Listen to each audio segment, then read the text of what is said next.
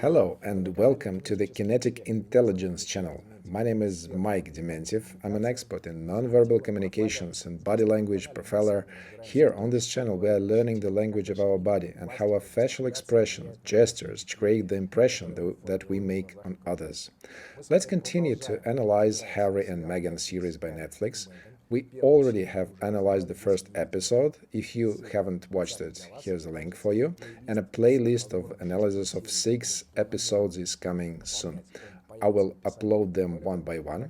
The link will appear in the description of the video, so if you are interested in such analysis, please let me know about it by liking this video, subscribing to my channel, and sharing this video with everyone who is interested in nonverbal communication and in the life of the royal family. Using the example of the Harry and Meghan series, we start our analysis. I should remind you that we make quite a complex analysis. I reveal the key topics of the series, which include racism, relationships in the royal family, and paparazzi. These topics are revealed by me in detail. We also analyze personal manifestations of characters through their actions. This includes psychology, based on the words they say, psycholinguistics, paraverbal communication, and body language, that is, kinetics and nonverbal communications. We analyze manipulations based on the film's director's idea and its realization. We use the information that is shown in the series and analyze hidden signs that are used to control the viewer's mind. Using the examples shown in the series, we focus our attention on the so-called Karpman drama triangle. Here, the monarchy plays the role of a persecutor. Harry rescues Meghan, who is a victim of the monarchy, and they switch their roles over and over again. This is the usual dynamics of this triangle, and we watch the series understanding the structure of this triangle and all its manifestations that are shown by Netflix as the producer of this series. This is done intentionally so that we can get involved and experience some compassion for the victim, happiness for the rescuer, and hatred towards the monarchy and British royal family. Where does this second episode begin? Let's get right to the analysis. Harry fidgets nervously with his fingers at the moment when he and Meghan are leaving the parking lot in a big car. A very tense atmosphere is created. Meghan is already wearing black glasses. She's hiding. From who do you think? From paparazzi. In a tinted car. Really? Both Harry and Meghan are looking around. They are looking around even when they are still on the parking lot, worrying, oh, are they chasing us or not? Although it's a restricted area. Come on, what are you talking about? A very nervous atmosphere is created, and please note that these are not just random shots. The shooting is made from 3 points inside of the car, and high-quality microphones are installed in the car also. That is, it cannot be a video from a dashboard camera or some occasional smartphone video, as they want to present that in the first episode. Here the director uses stock videos of traffic jams in order to create the feeling of oppressive, dangerous chase. Look at this car that is following them. It is Cadillac Escalade 2022, and here they say, do we have a pap on a scooter again? Can you even imagine a paparazzi driving a scooter in the US? If he would driven a scooter, he would be able to catch them up in the traffic jam a long time ago. I can give you a spoiler, we won't see any real paparazzi in the whole series.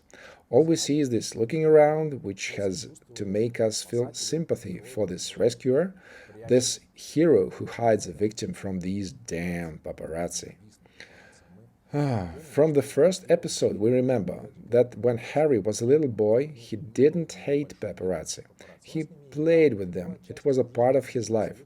He's absolutely got used to it. Yes, he might be angry at them because of the fact that his mom is gone, really. But here, this moment is highlighted on purpose. They took this old footage from paparazzi from the archives. Who would use such cameras now? This is made in order to highlight the idea that paparazzi are guilty in his mother's death. Here are the three shooting points and microphones in the car. They are still looking around, and we can see that the same car is following them. Well, this is kind of funny. No paparazzi can be seen around, even when they stop. No one cares about them at all. No one just follows them. There's nothing like that. It's just a drama for you to feel anxiety about this car, about this Cadillac Escalade. I read some newspapers and I found out that in 2020 they were seen in the same car. This was just another modification of the same black Cadillac Escalade. In 2021, the prince was seen in a new Cadillac Escalade, and it seems they really like this model.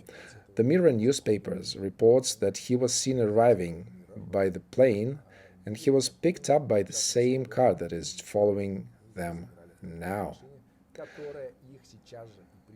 I'm not sure that this is just the same car that he drives regularly, as its number plates can be seen, but it's possible. It could be security, and if that's security, why would you ever look around and hide from some paparazzi on a scooter? Is just ridiculous. Again, we are being showed the footage from the time of Diana, when she leaves the paparazzi, and it is planned that we will feel this pain, remember those times, and start to sympathize our lovebirds, because they're being chased too. Nobody is stalking them. They're in the US. Who would care about them in the US? Here we can watch a stock footage from the helicopter showing them being chased by paparazzi. They just drive the car and it's filmed. These are not even their cars, it's just a road.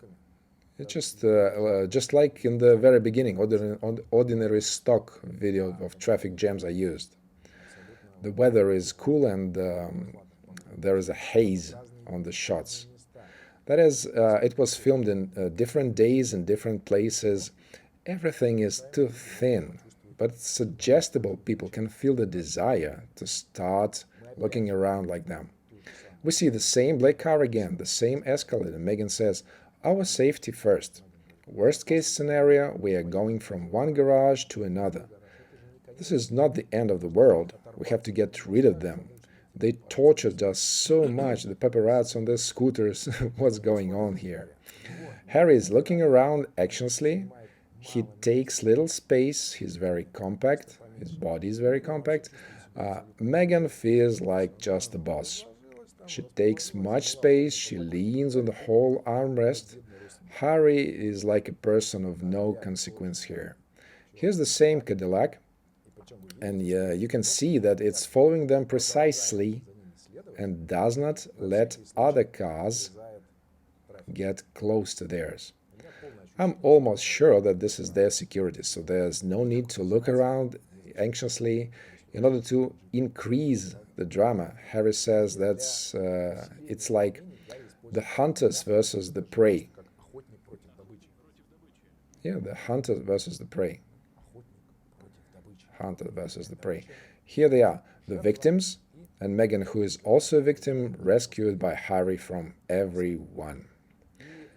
Here comes an interesting moment. Meghan says that all the things that they were nervous about started to get out. When their relationships become no longer secret, they started to be chased. But in my opinion, she's too cheerful here. Too cheerful. If someone is talking about such things, the fears came true, why would you ever smile like that? It's called duping delight. When I told a lie and everyone believed me, and I feel happy about it. The emotions just don't go together with her words. They don't suit. I'll show you just a small fragment so that my video would not be deleted, I hope.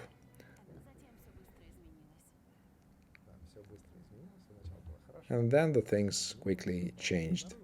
At first, everything was fine, but then everything changed. She says that they were constantly surrounded by paparazzi, they lived in restrictions, their life started to be insular. Look at she says, got so much insular. My life got so much insular, and the curtains were pulled. Usually, when someone is talking about limitations, and her body firstly proved it, we became small, we take less space as if we felt worse. Then her body suddenly forgot about it and she started to use broader gestures. You see, I need more space. And here's the second gesture. It is broad and free. If she would really talk about same situations that made her feel uncomfortable, she would not make such broad gestures. Again, we watch little Archie running and the same images in the opening separation as they stand apart and loss of dreams. Both of them. Or mostly Harry as his kite falls down and he is going slowly after it. Let's continue the analysis. Then Meghan's mother, Doria, appears. I'm ready to have my voice heard. I'm here to have my voice heard.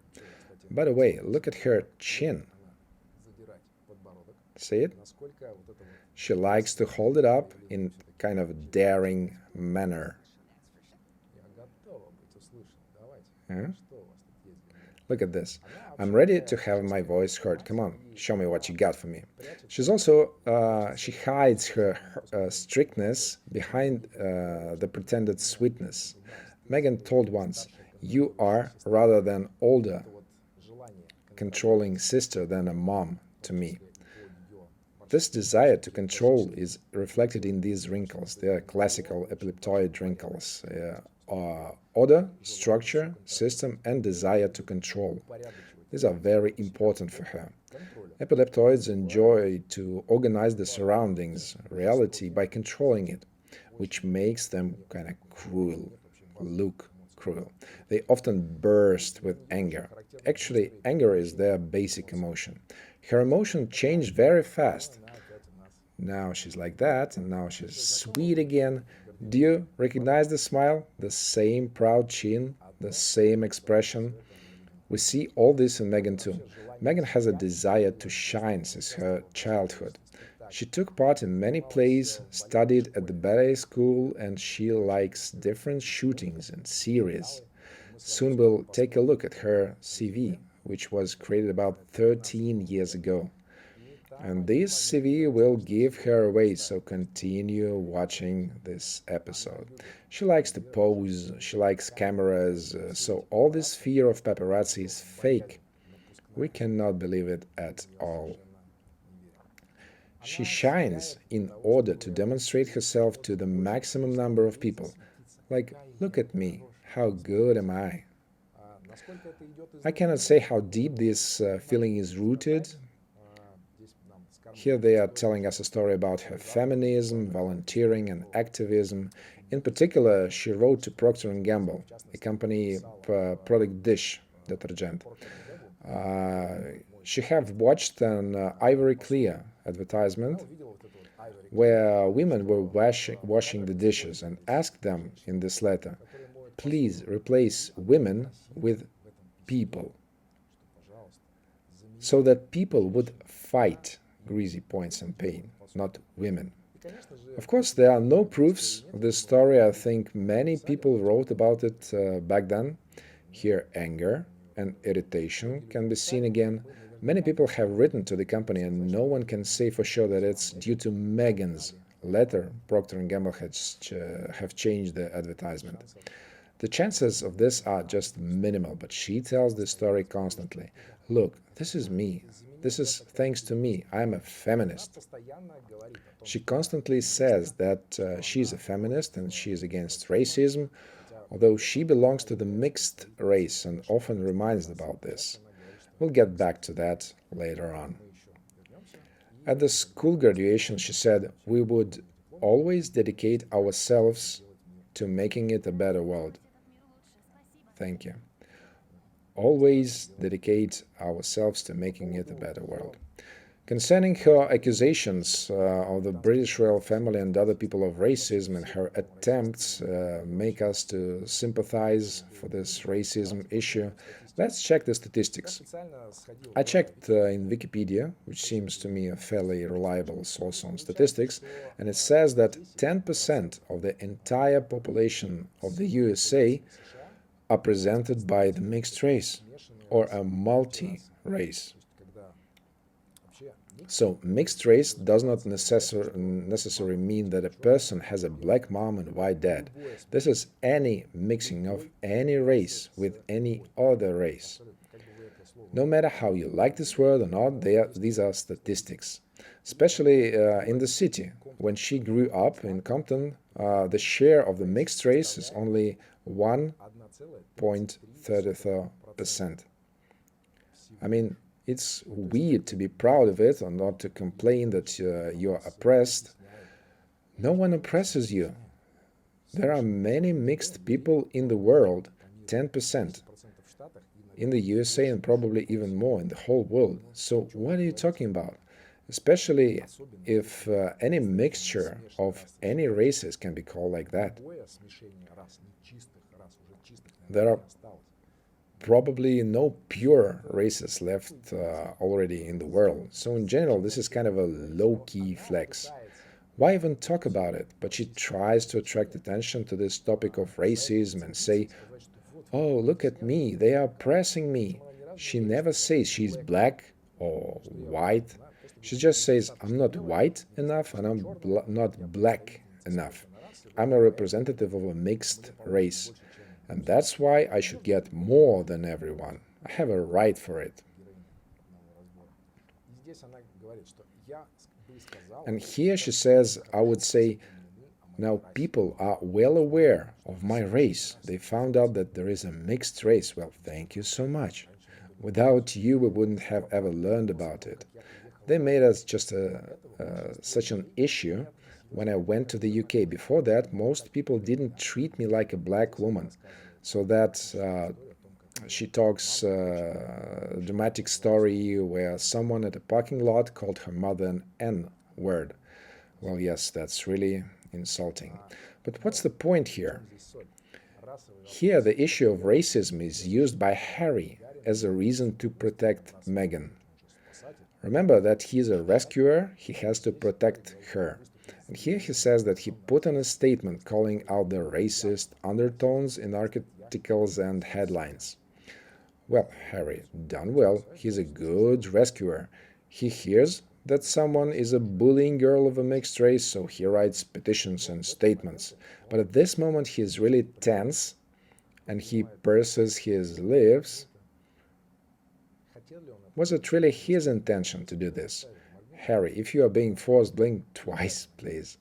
So they ask her again what it's like to be a mixed race, and she says, so much of my self-identification was trying to figure out where I fit in. That's literally the whole life.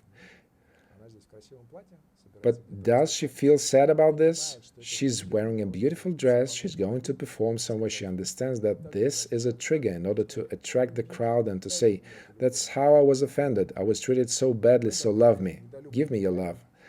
Underloved Meghan and underloved Harry. Harry tells kind of a strange thing, my children are mixed race and I'm really proud of that. Just look how he says, I'm proud of it. This again is a reason for helping Meghan and supporting her in this racism issue.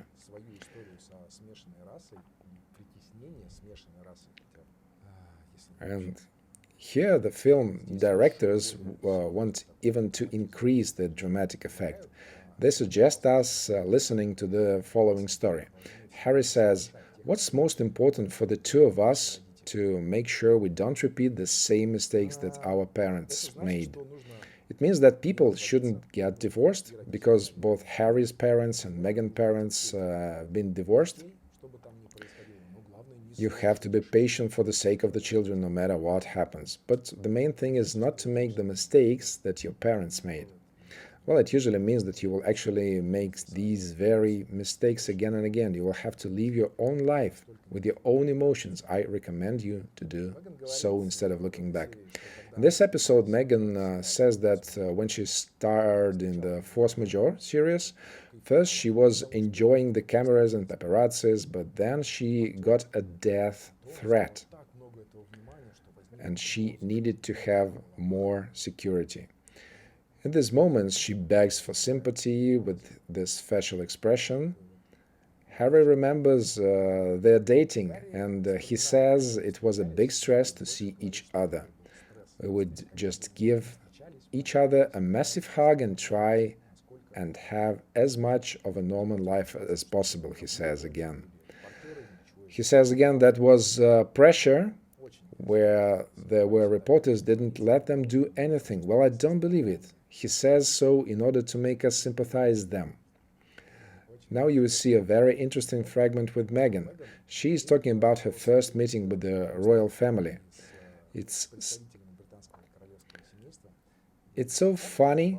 I look back at it now because I know so much and I'm so glad I didn't then.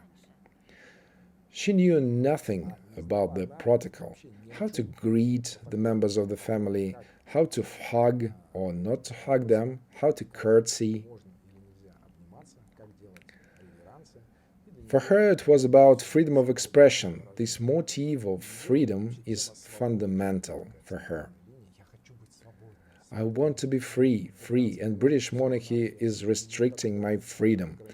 Well, do you understand that you are entering the monarchy with a 1,000-year history, with its own traditions, and these traditions make this monarchy so stable, powerful, and specific. There it's impossible for all its members to fly like a butterfly and say, I want to be free. For her, this freedom of expression also meant that she could wear ripped clothes. This freedom meant that she could demonstrate this bottle of Dom Perignon that costs 1,000 euros. Let's go to hugs. Like, I was a hugger, always being a hugger.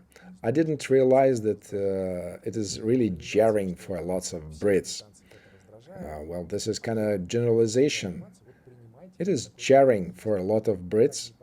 And as for me, I like to hug, so accept me as I am. Yeah?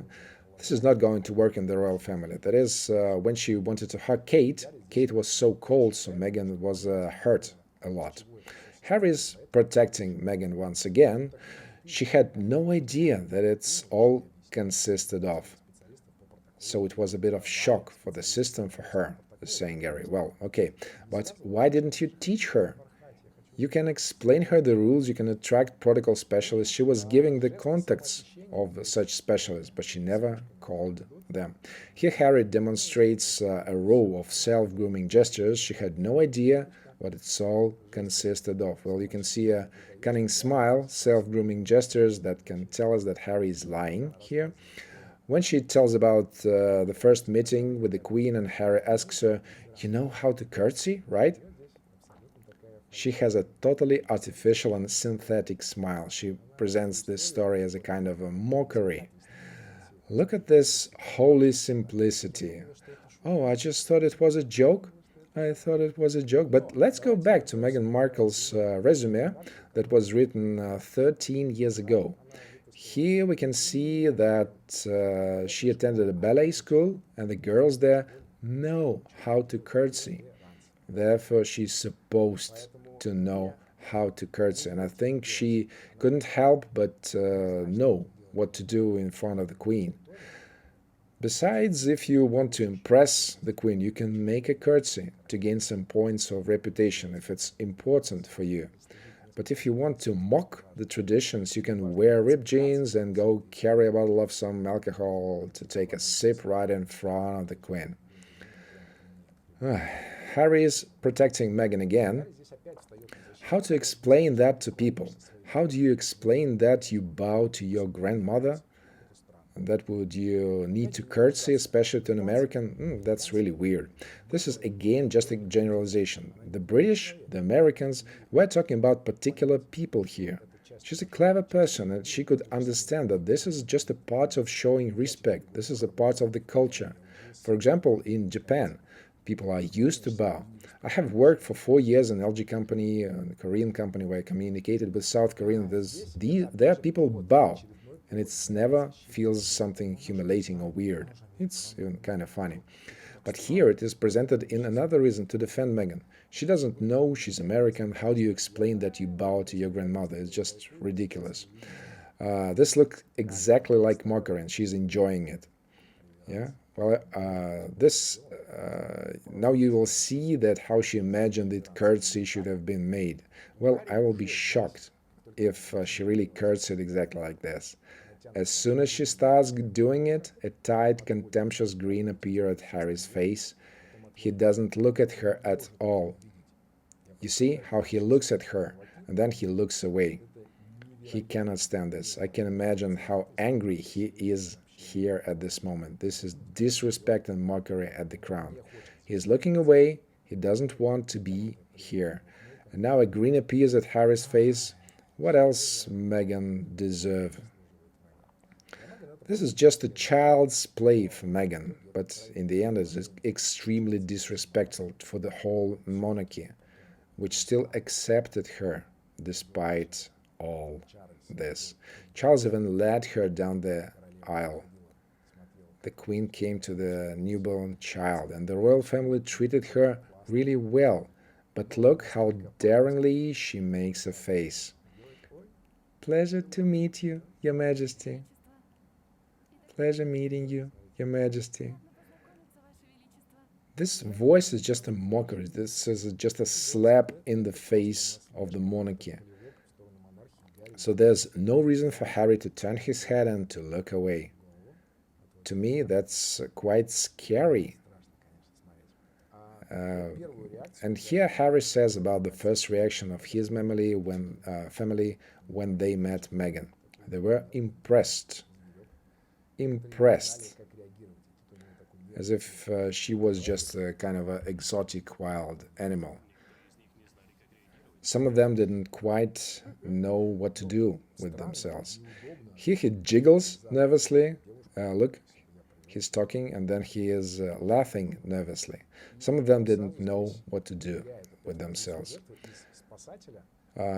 Now he dives back into the role of a victim from the role of a rescuer. Remember, the roles are constantly changing in this triangle. So here he says they were surprised that a ginger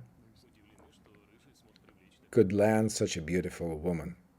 That the ginger could land such a beautiful woman. Again, he does this in order to feel himself as a victim. He often says, I'm a ginger, I'm spare. Spare is the name of his memoirs.